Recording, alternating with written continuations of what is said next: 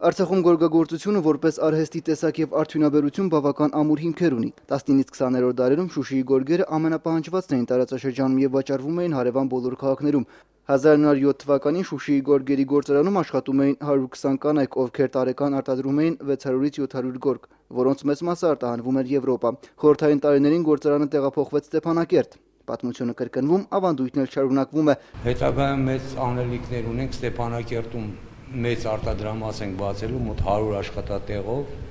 որից հետո տեղափոխվելու ենք Ղարաբաղյան մեծ գյուղերը, որոնք աշխատատեղերի կարիք ունեն։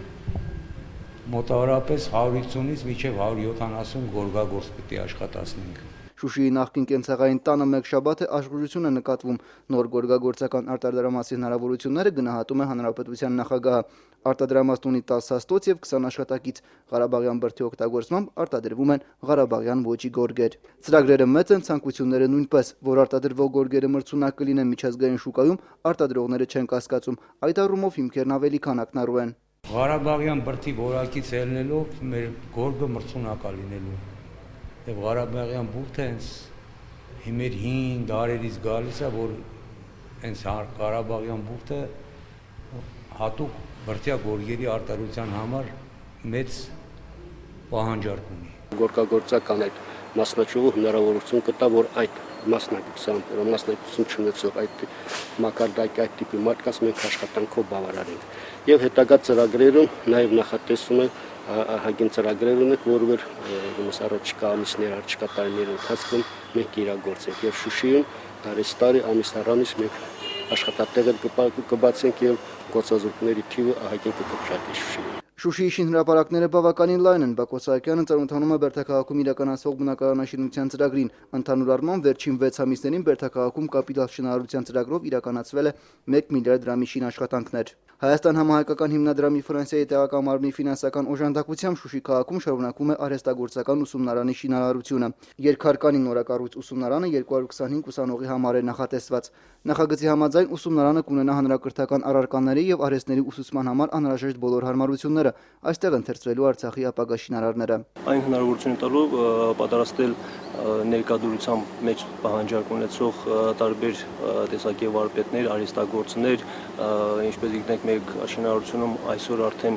մեծ պահանջարկ կա այդպիսի վարպետների, որոնք մենք հիմնականում այդ հարցը ուզում ենք Երևանից ժամանած, Հայաստանի Հանրապետությունից ժամանած վարպետներով։ Արհեստագործական ուսումնարանը կառուցվում է Շուշիի արևելյան թաղամասում, որը հավակնում է դառնալ ուսումնական թաղամաս, քանի որ այստեղ կառուցվող ուսումնական հաստատությունում կրթություն կստանան նաև ապագա գյուղատնտեսները։ Հայաստանի ազգային agrarային համալսարանի Շուշիի մասնաճյուղի շենքի շինարարությունը մեկնարկել է 2010 թվականին։ Հիմնականում ընթանում են հարդարման աշխատանքներ, արդեն ինչպես տեսնում եք, լրիվությամբ երեսապատման աշխատանքները ավարտվել են։ Շենքը մենք համապատասխանեցրել ենք ժամանակակից սեյսմական շինարարության նորմերին։ Ինքը նախկինում հանրակացարաններ էր, 4 շենքեր հանրակացարաններ եւ լրիվությամբ վերակառուցվել է համապատասխանեցնելով համալսարանի պահանջներին։ Ուսումնական հաստատությունները կունենան հանրակացարան, այդ նպատակին կծառայի ներկայիս հումանիտար քոլեջի շենքը, որը կվերակառուցվի եւ կկարողանա իր հարկիտակ ընդունել Արցախի եւ Հայաստանի մարզերից եկած ուսանողներին։ Ուսումնական թաղամասի շինարարությունը կավարտվի 2014 թվականին։ Պարտավոր են պլանավորել ինչպես ճիշտ ուսումը, այնպես է մասնագետ կազմի հետագա աշխատանքով ապահովել։ Այս առումով այս նախաձեռնությունը բավականին հետաքրքիր է եւ կառավարությունը ունի անելիքներ հետագա պլանավորումները ճիշտ կատարի, խրախուսելու այն բիզնես միջավայրը, որը անհրաժեշտություն կստեղծի շրջանավարտները ունենան ապահով աշխատանք, թե գյուղակադեմիայի շրջանավարտը, թե արհեստագործական քոլեջի ուսանողը վաղը պետք է վստահ լինի, որ երբ նա որոշի ուսում ստանա, մյուս կողմից նաև ունենա այն որոշումը, որ իր կյանքը շարունակելու է, կապելու է մեր երկրի հետ եւ ապահովված է լինելու